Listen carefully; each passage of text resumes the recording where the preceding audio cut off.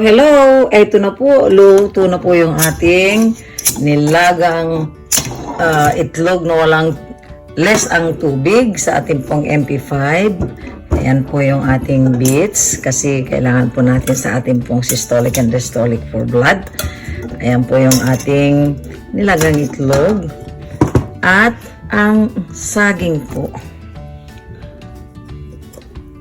Ayan. Okay. So, ayan po yung ating pong entry.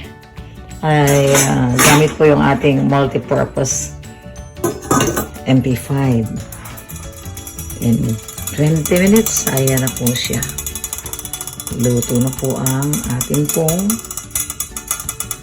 saging, itlog, at ang dates. Okay.